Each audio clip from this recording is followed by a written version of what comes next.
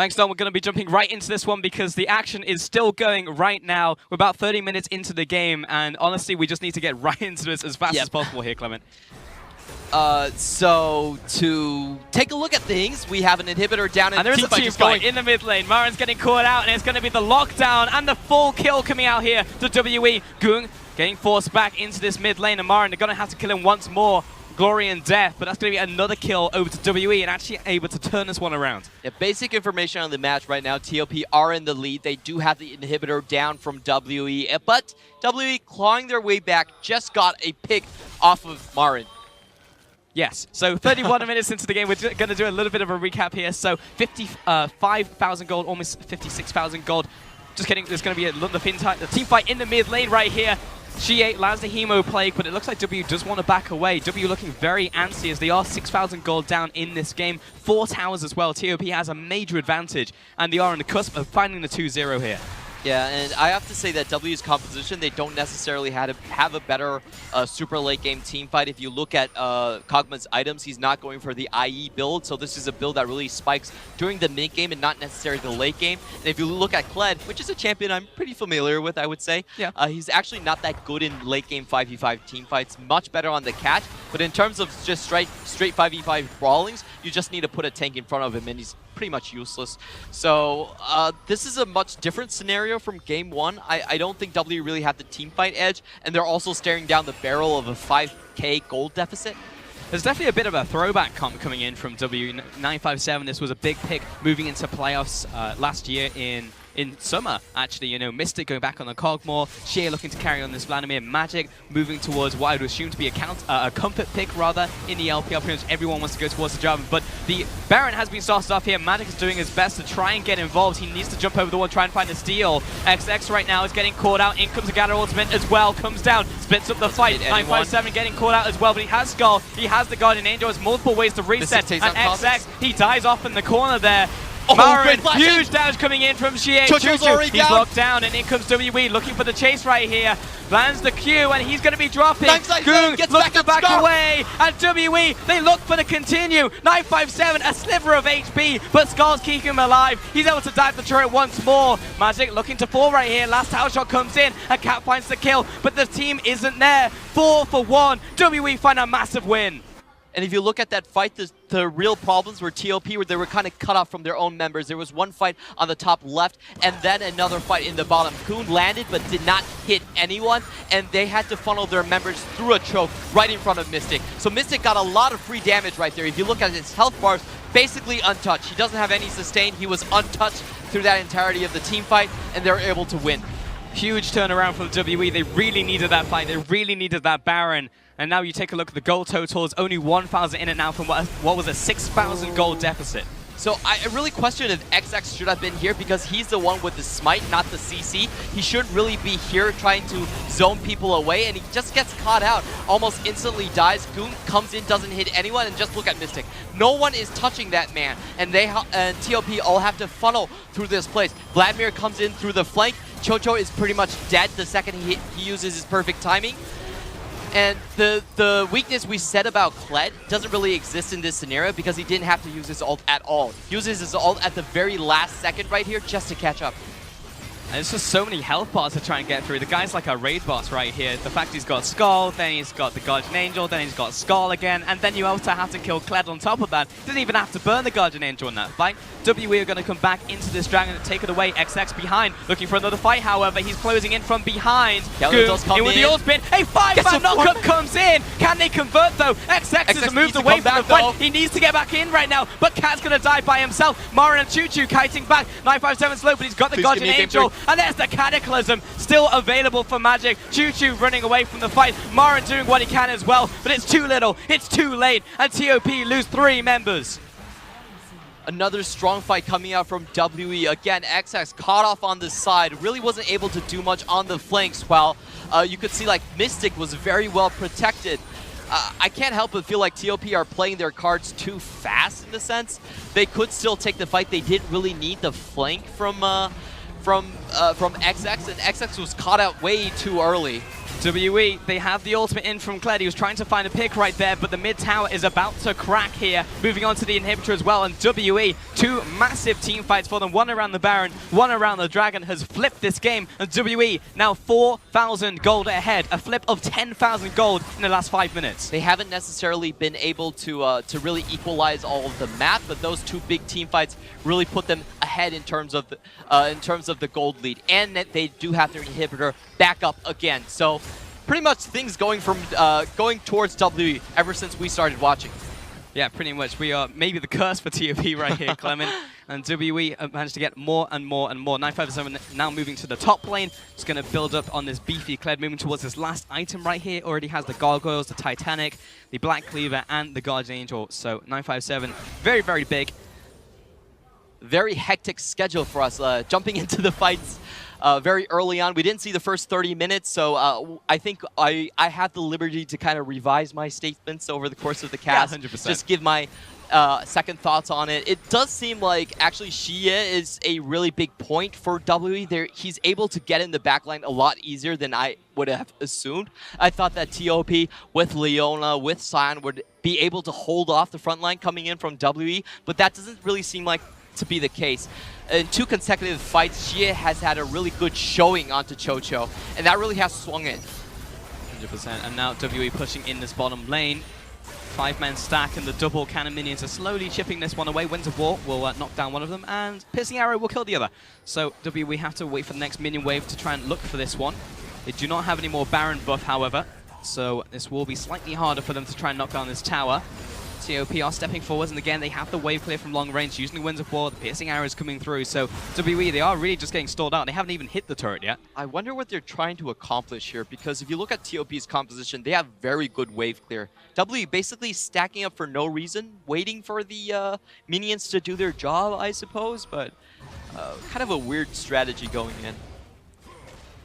Yeah, so they will now back away. Maybe they're hoping that Baron buff was going to be up for a little bit longer, able to at least finish off the bottom inner turret right there, having carved through the mid lane right here. But to be not going to be the case, 5-5 in towers, still with that gold advantage, looking towards the next objective. Looks like Elder Dragon, albeit, but not going to be spawning for quite some time.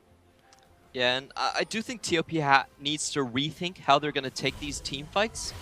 The issue for them is that they've tried to kind of been forced into the flank, I should say, with XX, and that hasn't been working out for them. They do have a very good front line in Leona and Sion. If they can just keep the threats away from WE, they can have their the Galio damage, the Varus damage, really just pelt away at WE's kind of non-existent front line in that sense. And they should be the fights should go their way a lot more than it has been in the previous 2 fights. So I just think they're playing their composition wrong, or being caught out of mistakes here.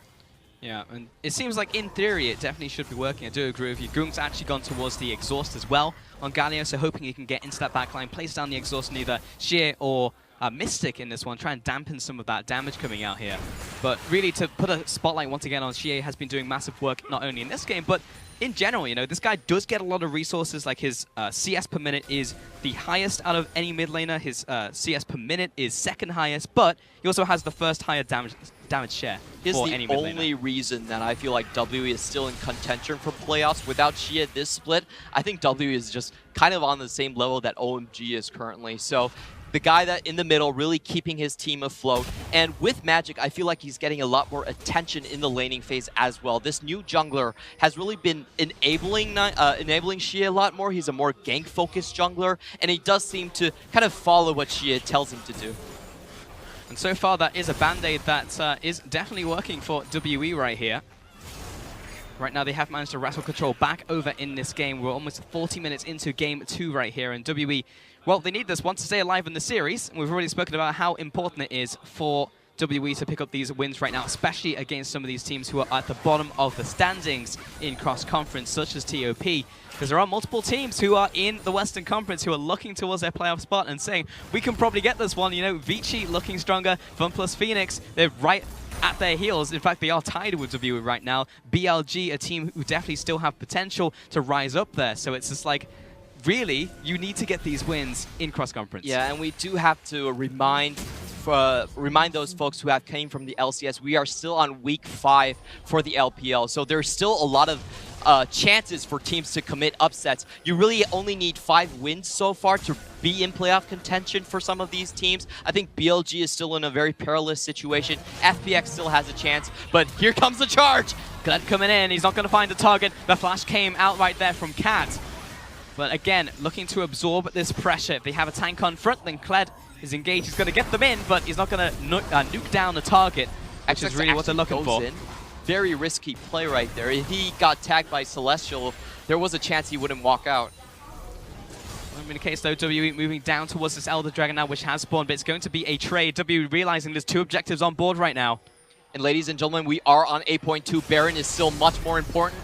Oh, Magic, he jumps forwards, 957 moving into the bush as well, face checking this one. It's going to be Cat jumping into the back line. This is the soul of Flare. That's going to be a massive ultimate out from Goon, locking up that front line. But Xie, he's gone golden. Jump over the wall from XX. It's a complete mess right now as they're looking for these kills. First one goes down onto Cat, and the life bars are disintegrating from TOP. Marin, he's also going to drop, and XX, he looks to back away, but he's not able to offer anything to his team. Mystic free firing in that fight, picks up a triple. Again, I feel like Galio was mispositioned because W just used 2 flashes instantly to get on Chocho's face. There was nobody body blocking or trying to get the damage dealers away from him.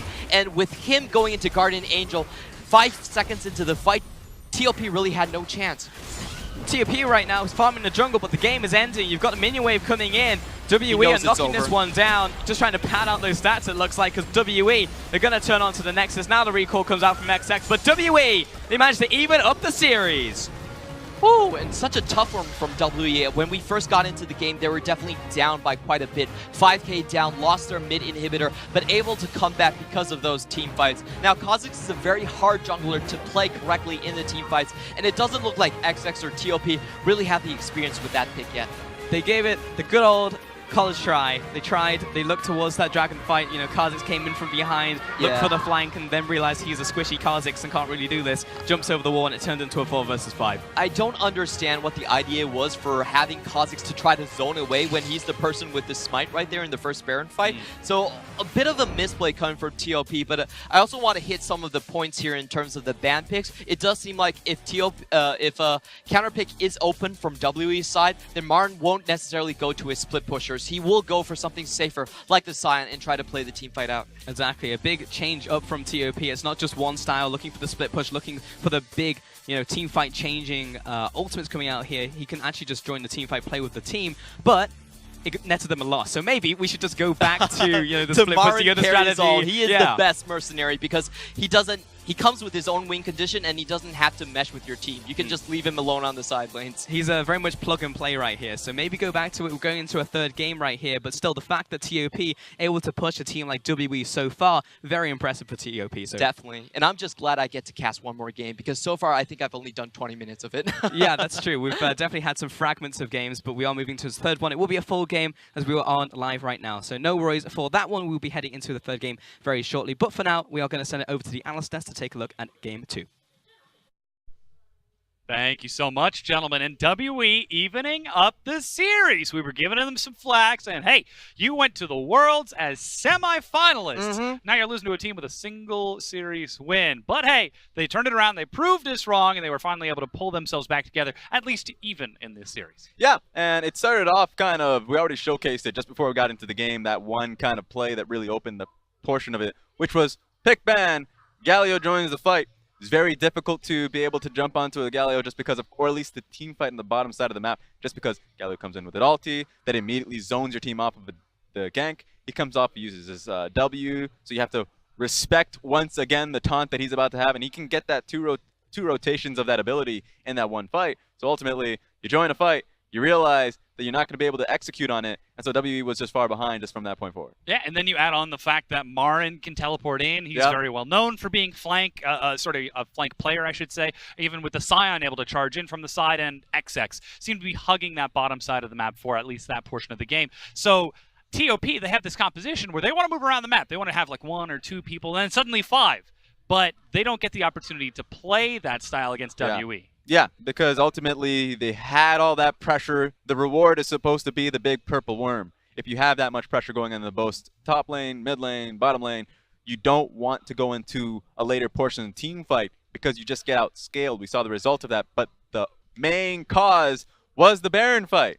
And I felt like after the game, XS pointed towards himself. He's like, my bad, because ultimately it was his bad. He's supposed to be playing defense for what the team is supposed to do, but when it gets too hot, he's supposed to jump back towards his own team. It doesn't happen here. Yeah. He jumps away, procs his own GA, he gets finished off, and his team hasn't even started this fight. Look at the positioning that Mystic had. It was already pointed out within the cast, but it's incredibly important here just because he's able to output so much damage and wait until his team rejoins. That would have been a great Baron. That would have been a disengage coming out of TOP had they played that out properly. Had XX kind of just pulled back and understand that he's just there to slow them down, but it doesn't play out that way. That was the first team fight win. Turns into a second team fight win. And they honestly just had a parade in the mid lane because WWE not only takes the outer mid lane turret, inner mid lane turret, and the inhibitor as well in just one swoop. So, I mean, Pulse talked about it.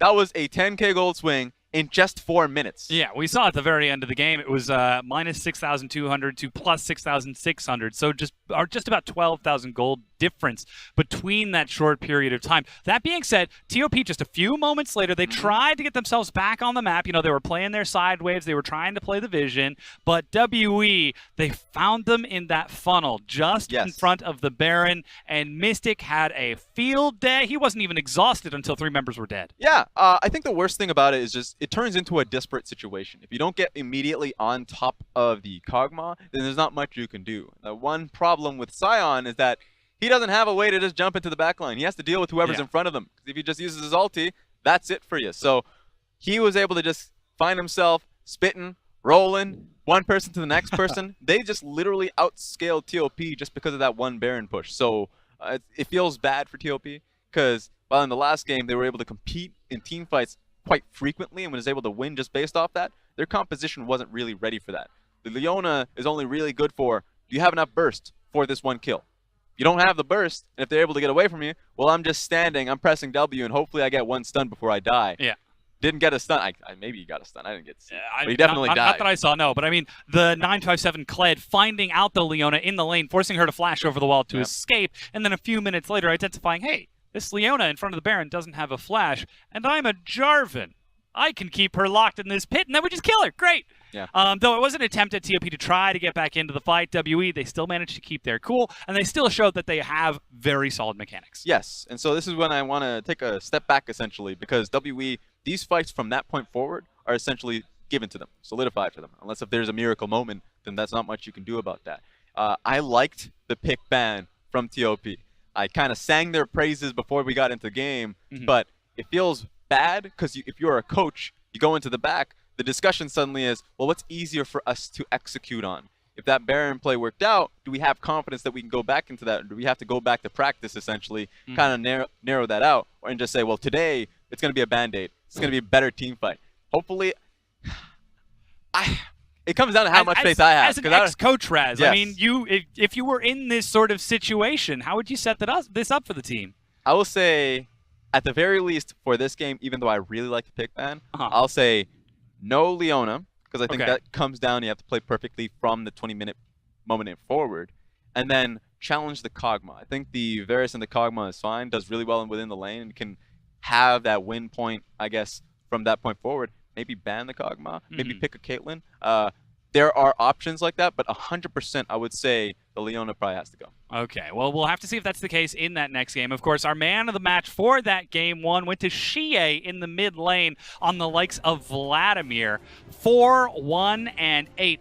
38% of his team's damage. I mean, we talked about it last time. He is trying so hard to put the weight of the world on his shoulders. Oh, yeah. I feel like this should just be MVP 1.5. 0.5 for the last game because they didn't take the win, but he still performed his heart out. Yeah. And then going into game 2, his Vladimir had a lot of pressure. Sure, it didn't really kind of steamroll until the team fights started rolling, but it was literally rolling once Kled used his ulti and gave like a deep access for the Vladimir to jump right into it. So really strong showing coming out of Xie. that game, I would say the entire team. Yeah, of course. And WE, now suddenly they find themselves with the win. Magic seems to have found his footing. Celestial also seems to be finding his way together. We do have to talk a little bit about the youth of these players on the big LPL stage, though they do have history as LSPL players. Yeah, I mean, they're still on a stage on the LSPL, I would say. There's no audience in front of them. It's just kind of a small stage back in the day. But, of course, Celestial, formerly known as Tidy when they were on Game Talents, when they were in the LSPL, had a lot of success for himself. But you're right. It's a new stage. You have to kind of get yourself going. And they were able to do that. So I was really, I would say, applaud Celestial because both of these games were actually quite well for him. The Alistar game going into the Braum game, I liked how he was playing. Yeah, well, we'll have to see if they can continue their momentum coming into this Game 3. We're going to take a quick break while we get ready for it. But don't go anywhere. We'll be right back.